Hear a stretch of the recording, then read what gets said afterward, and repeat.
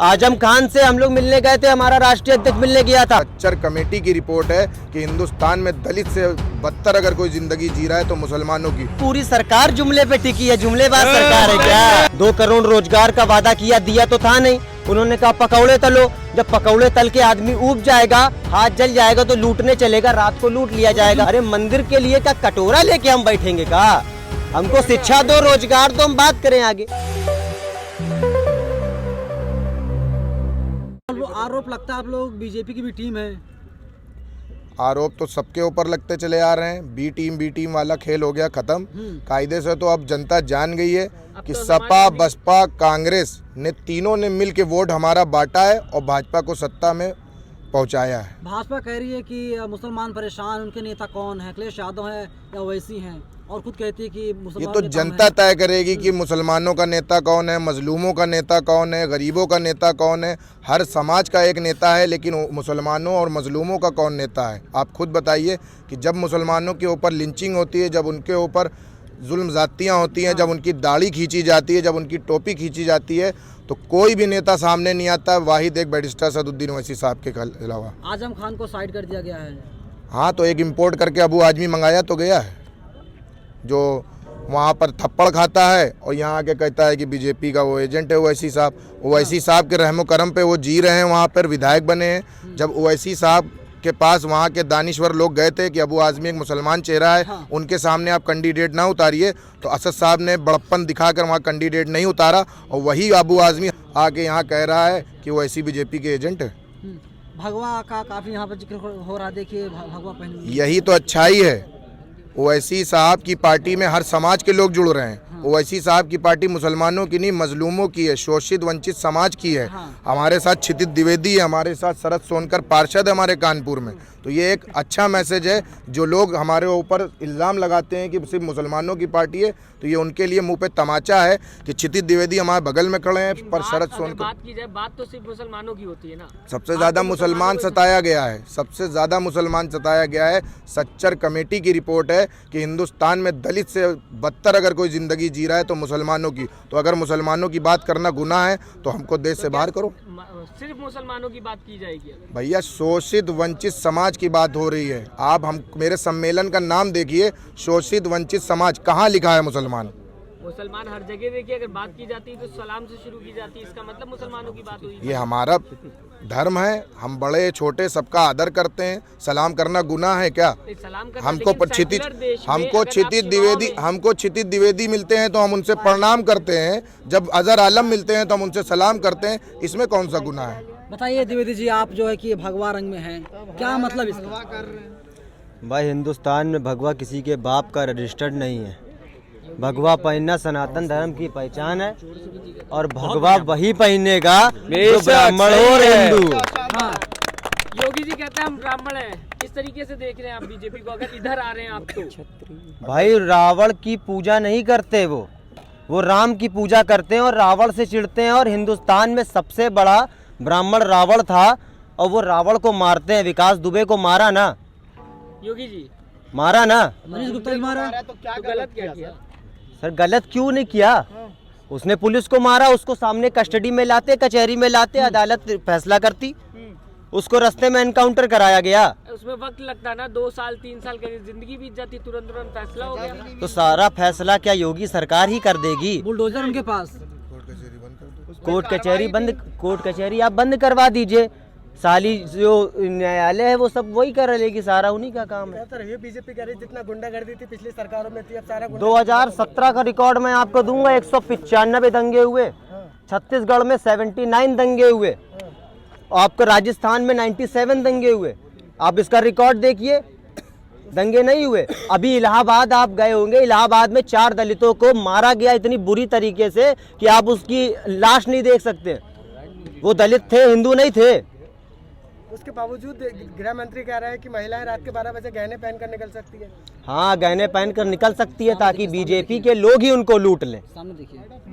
अगर बात की जाएगी बोलते ना योगी जी प्रशासन काफी टाइट है। देखिए 2 करोड़ सुनिए गहने पहनते हैं ना, 2 करोड़ रोजगार का वादा किया, दिया तो था नहीं। उन्होंने कहा पकौड़े तलो, जब पकौड़े तल के आदमी ऊब जाएगा, हाथ जल जाएगा तो लूटने चलेगा, रात को लूट लिया जाएगा। वो तो जुमला था, बोल ही अच्छा, इसका मतलब पूरी सरकार जुमले पे टिकी है, जुमलेबाज सरकार है क्या?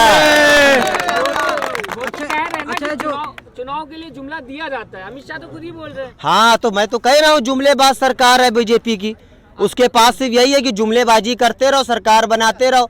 लेकिन अब हिंदुस्तान का मुसलमान, हिंदुस्तान का वंचित और शोषित समाज जाग चुका है और मजलिस इत्तेहादुल मुस्लिमीन को कामयाब करने के लिए आगे एक कदम बढ़ा चुका है। बात बताइए पंडित जी, क्या लग रहा है? की चोट पर कह रहे हैं 350 प्लस सीटें ला रहे हैं बीजेपी। हाँ, डंके की चोट पर 350 वो ला रहे हैं। एक अखिलेश यादव कहते हैं 402 ला रहे हैं। तो एक काम कीजिए, थोड़ी सी संख्या और बढ़ा दीजिए विधानसभा सीटों की, 2-3 हजार कर दीजिए, तब वो लोग ला पाएंगे। अच्छा, अगर आजम खान की बात कर ले, आप लोग आजम खान पे बात करते हैं लेकिन कोई कार्रवाई करते हुए आजम खान से हम लोग मिलने गए थे, हमारा राष्ट्रीय अध्यक्ष मिलने गया था। वहाँ की पुलिस ने जाने नहीं दिया क्योंकि उनको पता था कि बकरी चोरी का इंजाम है, हमारा बैरिस्टर चला जाएगा तो उसको छुड़ा लाएगा और सारा मुसलमान एक होके वोट कर देगा। तो छुड़ा सकते हैं लेकिन छुड़ा नहीं रहे। भैया हमको जाने दो, अंदर जेल के अंदर जाने दो, कदम रखने दो, मिलने दो। अखिलेश यादव को तभी शर्म आई जब हम लोगों का बैरिस्टर गया। कि बैरिस्टर है, चाहे तो वकीलों को खड़ा कर सकते हैं, चाहे तो उनको छुड़वा सकते हैं, आवाज उठा सकते आप हैं। उनके कागज तो दीजिए, कोई कागज ही नहीं देता है उनके। जब बैरिस्टरों के कागज नहीं निकलवा पा रहे, भाई कोई अब क्या कचहरी में जाके लड़ने लगे? क्यों बाहर तो आप आवाज उठा रहे हैं ना, तो बाहर भाई आवाज उठा तो रहे हैं। हम तो कह रहे हैं अखिलेश यादव भी हमसे गठबंधन करे। अखिलेश यादव ने हमसे कहा गठबंधन नहीं करेंगे। अरे हमारा बैरिस्टर खुद इतना खूबसूरत है कि टेढ़ी नाक वाले से गठबंधन नहीं करेगा। चलिए मानते हैं, आप कह रहे हैं गठबंधन नहीं कर रहे, आप भी तो दूर दूर से बात कर रहे हैं, कहाँ पास गए आप? भाई हमने तो कहा था गठबंधन करो, तब दूर मन से बात कर रहे हैं आप लोग। हम तो मंच से, खुले मंच से कहते हैं। रहते हो, बात करते हैं गठबंधन की, वो लखनऊ में है, तो मेरठ से लखनऊ कैसे हो जाएगा? हमारे प्रदेश अध्यक्ष नहीं जाते, ओम प्रकाश राजभर दलाल जो था वो गया ना, तो उसने तो बोला ही गठबंधन के लिए, आप लोगों ने लेकिन वो खुद नहीं जाते क्योंकि वो मुसलमानों के वोट को अपने बाप की जागीर समझते हैं। अरे जब तक आपके पास ओबी राजभर थे तब तक तो आप खूब दही बल्ले खा रहे थे। भागीदारी सकल मोर्चा बना था। दलाल हो गए, इकट्ठे हो गए। देखिए जब तक वो हमारी पार्टी में थे, ठीक है, तब भी उनको सर्वोपरि रखा गया। अभी भी वो सर्वोपरि है क्योंकि एक राजनेता के तौर पर उनको देखा जाता है। लेकिन वो दलाली करते आए हैं। उनका इतिहास आपने शायद मेरे राष्ट्रीय प्रवक्ता की एक बात नहीं सुनी। उन्होंने कहा था ये जाएगा और जा रहा है। अच्छा, उन्होंने कहा था बिरयानी को कोई साथ लेने के लिए तैयार की नहीं है। तो हैदराबादी बिरयानी में भाई तेज पत्ता बहुत होता है, वो गले में चुभती है क्योंकि 20% आबादी है उत्तर प्रदेश की, तो आप तो ले ही नहीं।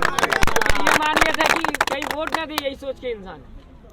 भाई देखिए, अगर वोट ना देती ना, अगर उसका खौफ ना होता ना, तो जौनपुर में इतनी बड़ी सभा हो जाती है, मेरठ में वही सभा होने चलती है तो परमिशन कैंसिल हो जाती है।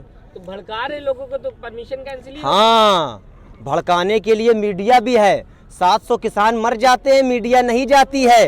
अल्ताफ के मुद्दे पे मीडिया नहीं बोलती है, भड़काते सिर्फ हम ही हैं। वो इंडिया टीवी में दलाली करते वाले लोग नहीं जाते हैं, एनडीटीवी वाले दलाली करने वाले लोग नहीं जाते हैं, सिर्फ भड़काता केवल एक ही है। वो खड़े होकर योगी जी कहते हैं कि रामलला हम आएंगे, मंदिर वहीं बनाएंगे। अरे मंदिर के लिए क्या कटोरा लेके हम बैठेंगे का? हमको शिक्षा दो, रोजगार दो, हम बात करें आगे। शिक्षा में तो बात हो रही लगातार। देखिए अगर बात की जाए उत्तर प्रदेश में, बोल रहे हैं कि इस बार शिक्षा जो है बेहतर हो गई पहले से। अगर नौकरियां मिल गई लोगों को, अर्थव्यवस्था में सही हो गया उत्तर प्रदेश। 2 करोड़ रोजगार का वादा किया था, 4.5 लाख दे दिया ना। अच्छा 5 साल में 10 करोड़ हो गए, 4.5 लाख दे के खुश हैं। आप हमसे ले लीजिए 5 साल में 4.5 लाख नौकरियां, मुझको विधायक बनवा दीजिए। मैं अपने क्षेत्र के जो विधायक जिस क्षेत्र से बनूंगा उस क्षेत्र के लोगों को 10 लाख नौकरी दे दूंगा। बताइए। अच्छा एक बात बताइए, ये भगवा सफेद और हरा क्या सिद्ध करना चाहते हैं आप लोग? हमारे देश की शान है तिरंगा और हम तिरंगा पहने। कल हमारी तिरंगा रैली भी हुई है। हम MIM से झंडे से ऊपर सर्वोपरि तिरंगा को रखते हैं। और हिंदुस्तान के मुसलमान को मैं आपको बता दूं, जिन्ना ने 2 नेशन थ्योरी निकाली थी और हिंदुस्तान के मुसलमान ने उसको लात मार दी थी क्योंकि वो अपने वतन से प्यार करता जिन्ना था। कौन था? जिन्ना को तो अखिलेश यादव अपना मुहरा बना रहे हैं। हाँ, मुसलमानों के वोट के लिए, क्योंकि वो चाहते हैं कि एक बंदर को बुलाए हैं, मदारी अखिलेश यादव खुद हैं। बंदर आया है महाराष्ट्र से, वो कह रहा है कि मुसलमानों अगर तुम दूसरे को वोट दोगे तो पाकिस्तान चले जाओ। उसको खुद शर्म नहीं आती कि तुम नाच रहे हो डमरू पे। मजलिस की कैसी तैयारी है यूपी के अंदर? मजलिस की भाई 100 सीटों से ज़्यादा पे तैयारी चल रही है और ज़्यादा से ज़्यादा कोशिश है कि अपने विधायक को कामयाब करके उत्तर प्रदेश की असेंबली में पहुंचाएं। तो ये कहीं ऐसा तो नहीं है मुंगेरी लाल के सपने के 100 सीटों पर तैयारी चल रही है? ये तो भाई लोगों की सोच है, हम कोई टोटी चोर थोड़ी ना है, बैरिस्टर के नेता हम लोग। कोई भी आपकी सभा कैंसिल करवा दे रहा है। वही तो हम लोग भाई चाहते तो 116 का 108 का मुकदमा लेकर हम लोग सभा कर लेते, लेकिन हम लोग हर चीज़ परमिशन पे करते हैं। हम लोग सिद्धांतों पे, संविधान की बात करते हैं। चैनल को लाइक शेयर एंड सब्सक्राइब करें और बेल आइकन दबाना ना भूलें।